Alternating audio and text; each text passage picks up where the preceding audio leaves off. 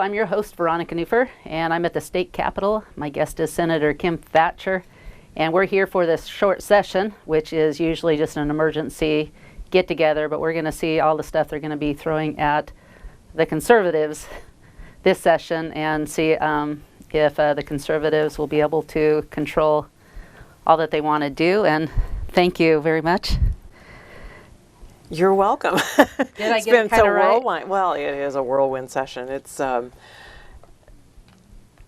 we have all been assigned the ability to have one bill in the Senate, and then on the House side, they each get two. My one bill is to send to the voters a ballot initiative, since it would actually change the Constitution. It would be a referendum, and it would ask voters if they would like to continue the short session or not. I'm proposing not. And it's likely not going to go anywhere this session, but the point is, I think we need to discuss what the original intention of the short session was when it was sold to voters. There was an intention, and then there was the bill. So in practice, it's not turning out to be anywhere near what was sold to voters when it was first put on the ballot for people to choose to do a session every year. It was intended to deal with emergencies and budget issues, especially because it was put in while we were going through the Great Recession, and a lot of revenue was an issue. Different programs and agencies had problems with revenue. I mean, just being able to fund the different programs, and it just didn't make sense how they did a 10% across the board, even though small agencies couldn't take that much anyway. There was just silly ways that we were dealing with a budget that back called then. for yes, and that was they like still in, do 2004 or 2006 and onward. It was kind of when the recession started getting deepening, and then 2009, that was when, wow, we really need to be able to have an emergency session, some were saying. I did vote against it, but you voted against it? I did vote against it. I voted for it because like I said, on the ballot, it made sense. Your fault. No, I know, and I'm sorry. I really I know, it thought made they meant sense. it. It made sense, right? Let's just sort of help fix some things, And I thought, every 2 years, that once every 2 years, if there's an emergency, you need more than that. Right. But once again, unfortunately, the too much government is dangerous. Well, and I think it would be the same kind of issue whether it was under Republican control as well, because there aren't any hard parameters on how much can be, happening during a session. The only hard parameters is 35 days, so it's just compressed into this highly tense session that you barely get a chance to weigh in if you're the public. I mean, we're under 1 hour notice pretty soon, and it's going to be really difficult for the public to keep track of what's going on. I see Republicans regularly that I interview evaluate themselves as a party and say, we'd probably do the same thing. But, granted, I've never interviewed Democrats, but I have tried. I've tried, and boy, they run away. It's if you're proud of your position, then just tell me why, and they don't want to. But I've never, on TV or whatever, I've never heard any Democrat say, well, if we were in control, we'd make some of the same mistakes. It just seems like there's a lot of honesty, on the Republican side. But I hope that we wouldn't make the mistake. I hope that we would be have more forethought into what was right. Yes, but without a constitutional something to limit it. Well, and I would, if we can't put the genie back in the bottle as far as a short session, maybe we should consider having it so that all bills that go through a short session have to get a certain threshold of votes, not just a sheer majority, because there are a number, I think that would cut out the real controversial partisan bills. Just kind of leave them on the cutting room table or cutting room floor, rather, the floor. And then we could get together on things that are, non-controversial. We've talked about this, makes a lot of sense, move forward with things that are not divisive and controversial, and take care of Oregonians. And speaking of which, the timber unity cap and trade for Oregon? Cap and tax, or whatever we're calling it. Well, it's not timber unity's cap and tax. No, But yes, right, they are right. very opposed Versus, to it. yeah, Yes, versus. yes, there's the versus. So cap and trade is kind of the big elephant in the room everywhere you go in this building right now, simply because of, a lot is on the line with that. Republicans have said, with how controversial it is and the difficulty in moving forward with anything, having any semblance of bipartisanship, that it should be sent to the people. Now, back in the 2019 session, we were simply saying, just take the emergency clause off. Well, but then last session, they made a whole bunch of crazy changes to the how if a legislative bill is referred by the people, it has to be taken up during a January election, a special election, and it just really cuts down on any ability to have success in referring a legislative measure that you don't like. So they really made it difficult to just refer a bad law, bottom line. So now I'm saying, all of us are saying, we'll just send it to the people. And they're saying, well, that's abdicating your responsibility. Well, guess what?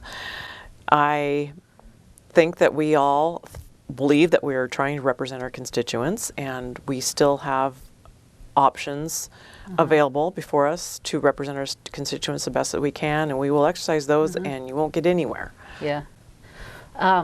One of the things that comes to mind as you're talking about that is an interview I did with somebody, a scientist, and he took what Barack Obama, wanted to bring real science to the table to get this stuff going, the cap and trade and such. And everything that he said was going to happen is completely wrong, which means it wasn't good science that he was trying to sell to the people. It was actually really bad science. And right now, it looks like we're having a debate in Oregon based on that type of science. Has the miscalculations been brought to the representatives? You mean the other side of the issue, where people are saying you're incorrect here, and this is an erroneous argument because of this? Things that the Democrats have said. I mean, at least if nobody else, just Obama said years ago, and what's supposed to be taking place now, and it's not taking place now. No, none of that. So everybody's in the dark with. Wrong things. You get shut down anytime you want to bring forward somebody who is speaking perhaps differently than the people who are proposing the cap and trade bill. They get shut down. It's rare that there's fair reporting on it. I guess there was recently an article in the Oregonian. I didn't get to read it, but I read that the person who spoke felt like it was a pretty fair article. I mean, I guess in context of everything that he said before has been twisted around or just blacked out. I guess, well, that's a good sign, but is it a place where the people can actually go and listen? Sometimes it's open for people to share their opinion. Yeah, well, they've been having public hearings, and they had them over the weekend as well. So I'm doubting it's swaying anybody on the committee, honestly, because we all know where everybody is on this. But maybe when they're speaking, people in the room, the third party, the third person might be convinced. Like, wow, I've never thought of that. Right. Well, it seems like if they're going to take away tons of our freedoms and tons of our money, that they might, try to see what's right or wrong, instead of holding to an ideology, so strongly. Right. So I'd like to see that. Right, and it's such a non-transparent sort of government program they're setting up too, which is really it's just making it rife for corruption. So that worries me too. Okay, so speaking of an Oregonian article, I mean, my husband saw something on the front page today about that there was a compromise made, and Okay. Now, as I understand it, that had nothing to do with cap and trade. It had to do with pesticides. It's been an ongoing, perennial issue here at the Capitol, and people wanting to ban spraying, and and then people saying, well, we won't be able to be in business anymore if you ban spray. So the back and forth, the divisiveness. So there were a couple of ballot measures that came out.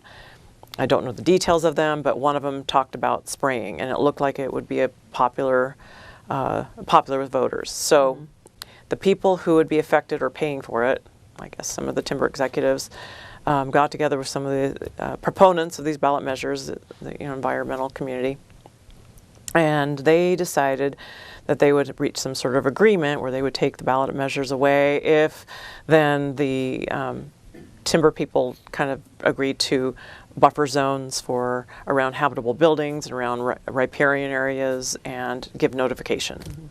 That's my understanding, and that's what was agreed to. I don't think it's a binding agreement, but it kind of at least settles down the ballot initiative thing for November. Okay.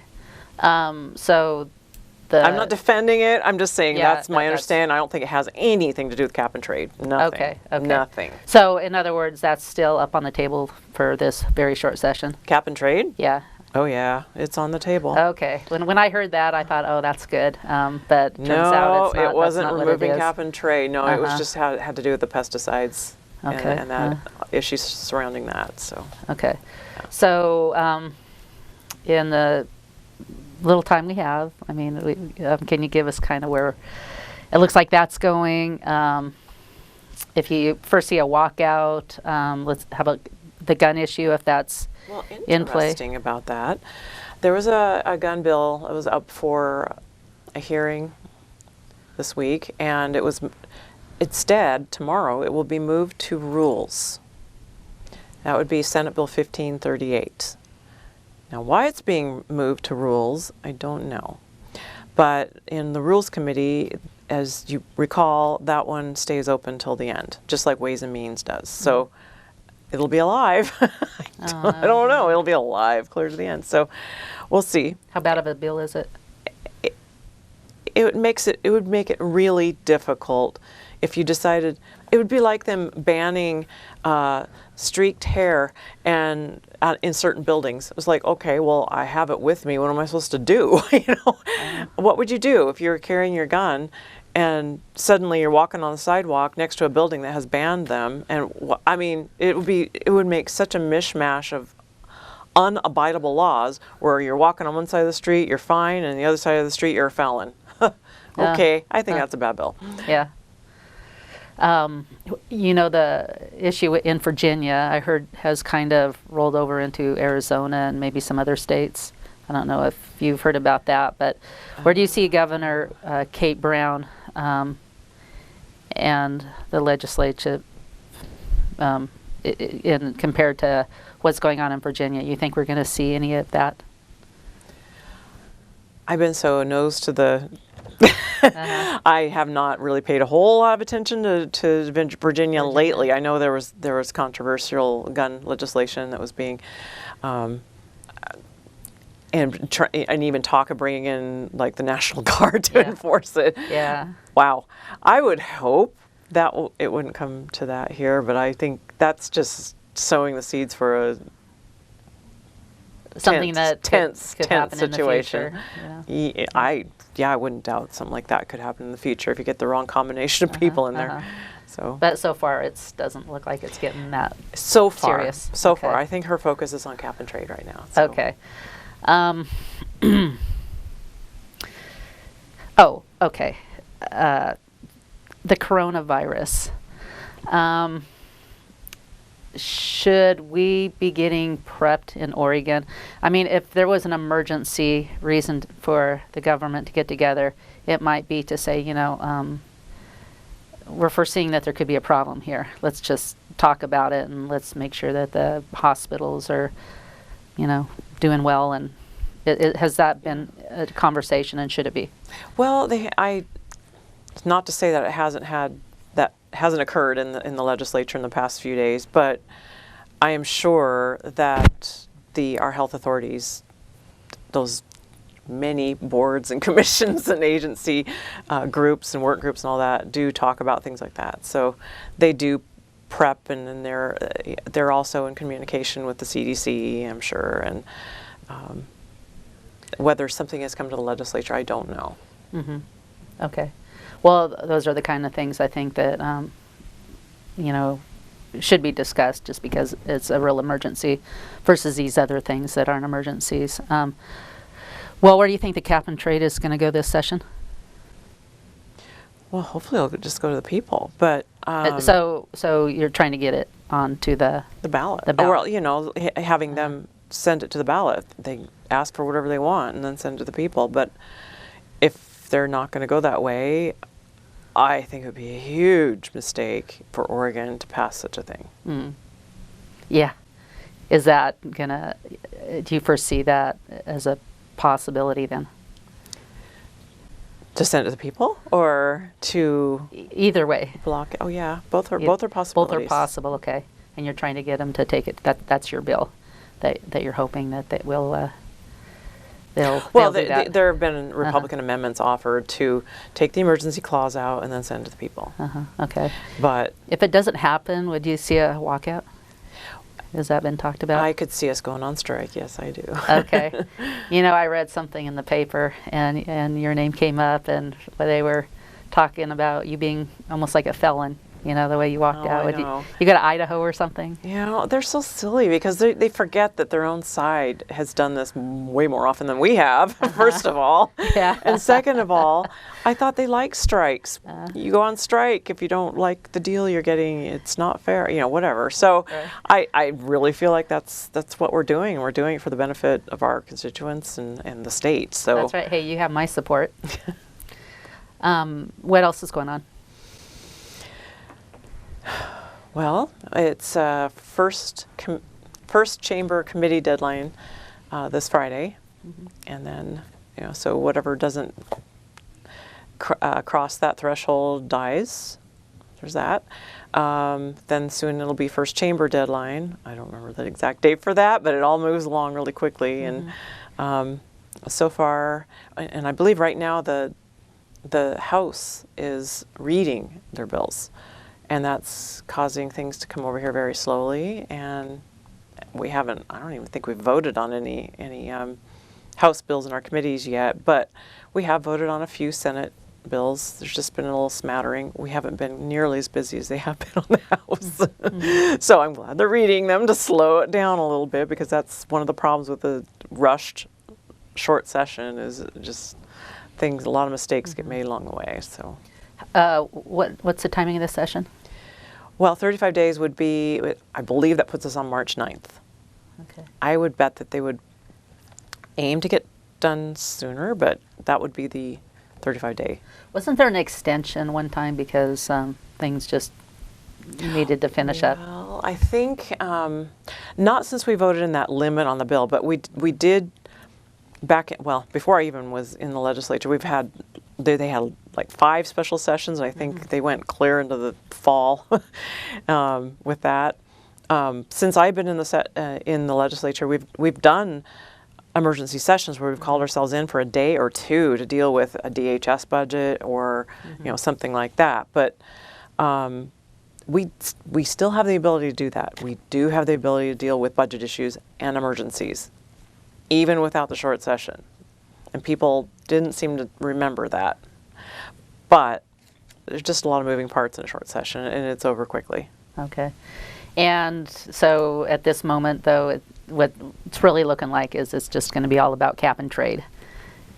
Kind of is. I mean, there's a lot of little issues going on, and there's a lot of good ones, too. I'll say there's some good ideas out there, or things that people are asking to get fixed that just don't make sense, whether you're not year 4 or whatever the underlying issue is. But there are some sensible things going through.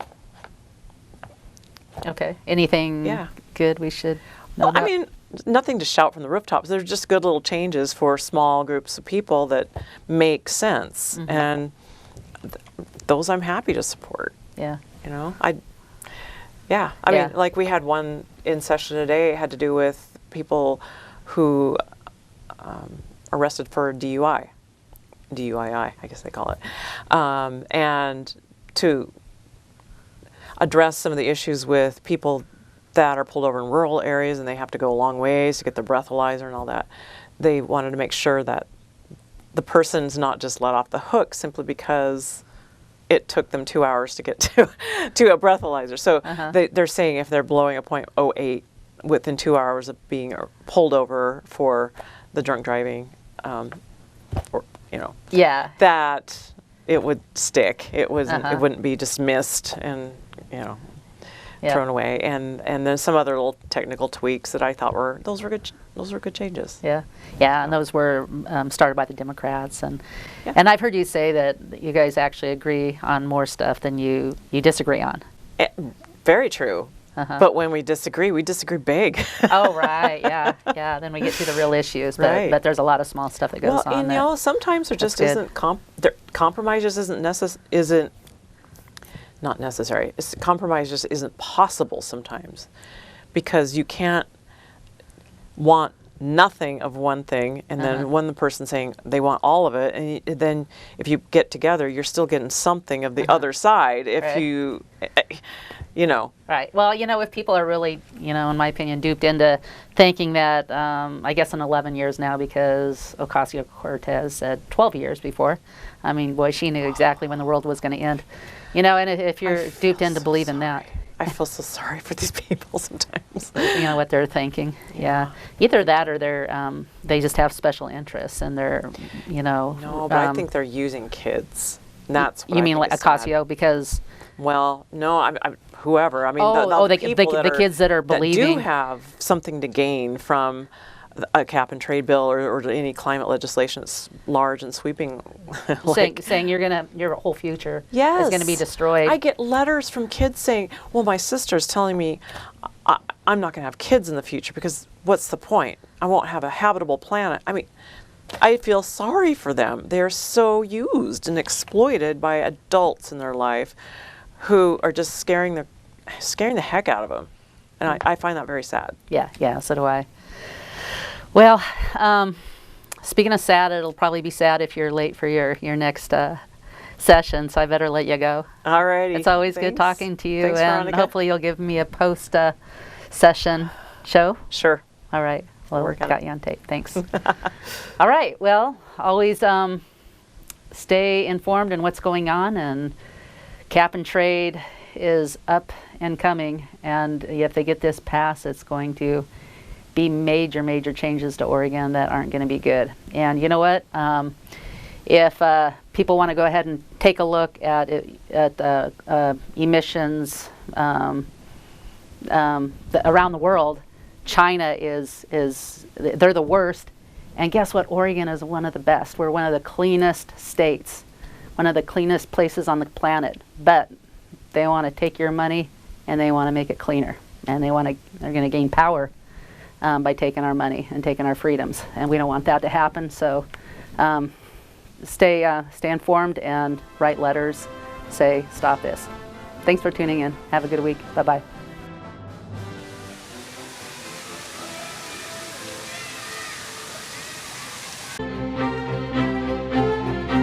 Inspiration. Arts and crafts. Health and wellness. Communication and information. We're here to encourage and inspire you. You have a gift? We know you do. And so do we. Whether you come in to look by or want to promote your gift, we invite you to come in, because when we're working together, we can accomplish great things.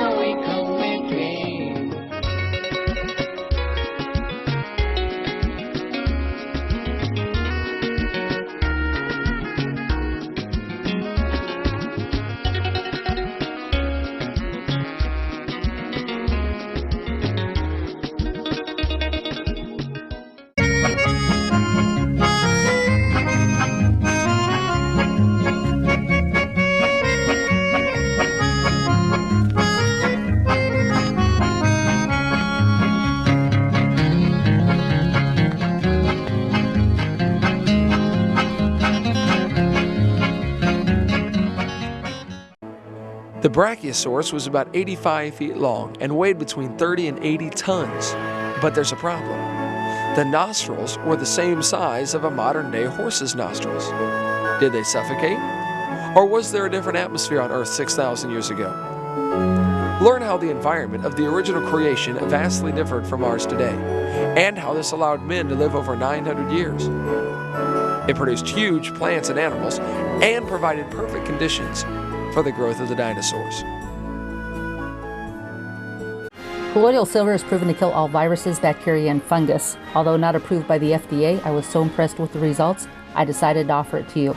Testimonies include benefit from a variety of infections, diseases, and sicknesses inside and outside the body.